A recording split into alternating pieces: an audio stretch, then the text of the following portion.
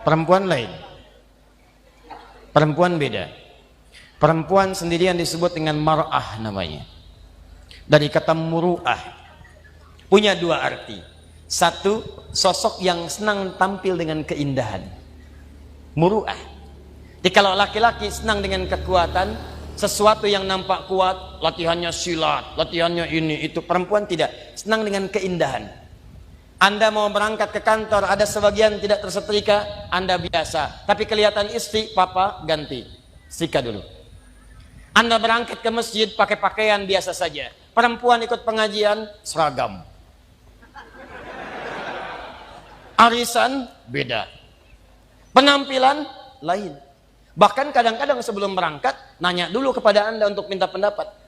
Papa, besok pengajian Ustadz Adi, kira-kira gaunnya yang mana ya? Yang hijau atau yang biru?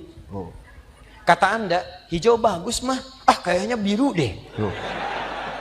Dia nanya, tapi udah punya jawaban. Itu masih mending kalau dipakai. Begitu keluar, kuning. Mantap. Nggak apa-apa bu, normal namanya. Mar'ah yang kedua, awas. Seperti mir'ah. Orang Arab mengatakan al-mar'atu kal mir'ah. Perempuan itu mir'ah seperti cermin. Makanya jangan heran kalau lihat perempuan senang bercermin. Dari rumah sudah berkaca, turun dari mobil lihat spion. Mau masuk masjid ada kaca, betulkan lagi. Wajar, standar. Tapi yang penting Anda tahu, sifat cermin itu punya nilai sensitivitas. Seperti itulah perempuan punya nilai sensitifnya.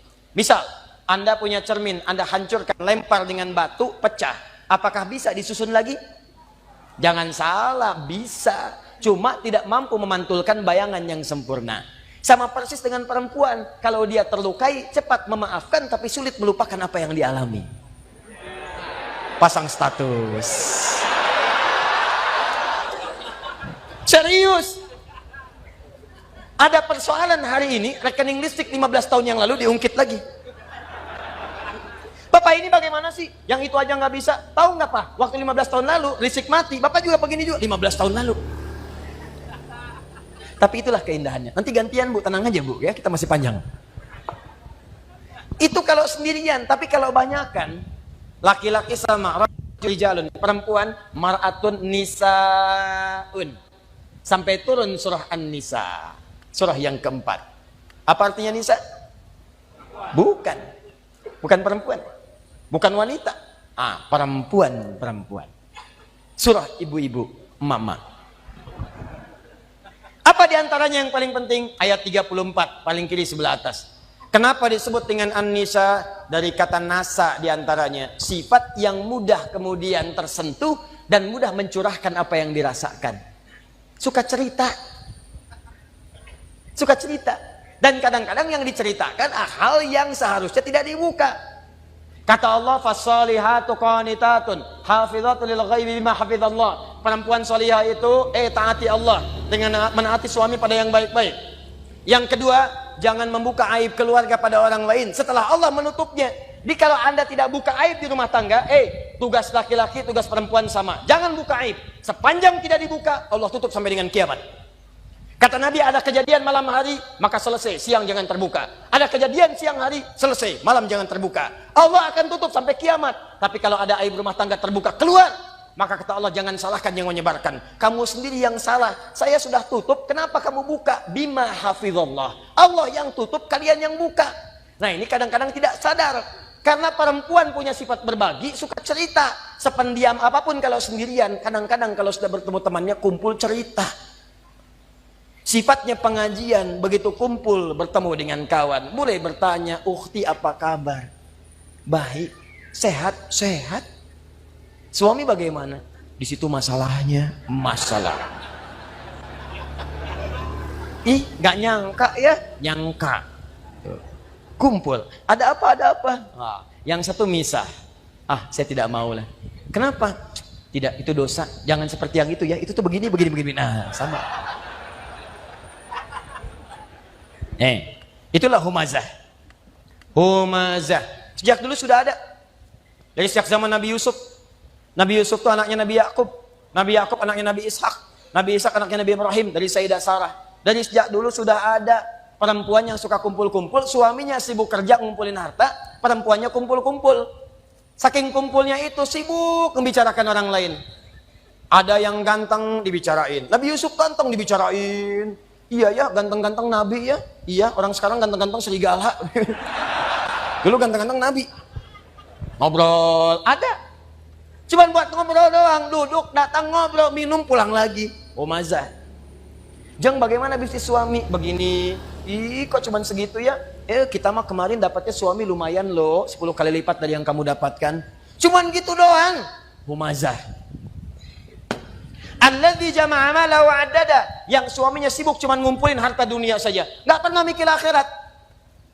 Bekal akhirat nggak ada. Nanti kita akan lihat apa bekal akhirat. Nggak pernah mikir. Yang penting dunia, dunia, dunia, dunia, dunia. Kerja, harta, rumah, mobil, uang, dolar, semua kumpulkan. Maka yang seperti itu kata Allah, kamu mesti ingat ya, orang yang sudah berpikir begitu saat di dunia, saya akan siapkan neraka paling spesial saat di akhirat. Namanya Hutamah. Neraka Hutamah ini beda dengan neraka biasa. Cara disiksanya, maaf sekali, diikat. Padahal neraka yang paling ringan, tapi seringan-ringannya neraka juga. Ya, seringan-ringannya neraka, jangan coba-coba nih. Ya. Itu ada di Quran surah keempat ayat 56 paling kanan sebelah atas. Itu yang paling ringan di neraka. Innal ladzina kafaru bi ayatina sawfa nuslihim nara. Orang-orang yang ingkar kepada ayat-ayat kami, nanti kami masukkan ke neraka paling ringan, kami tarik ubun-ubunnya. Nusli, kami celupkan ke dalam api neraka, dicelup kayak bikin teh celup.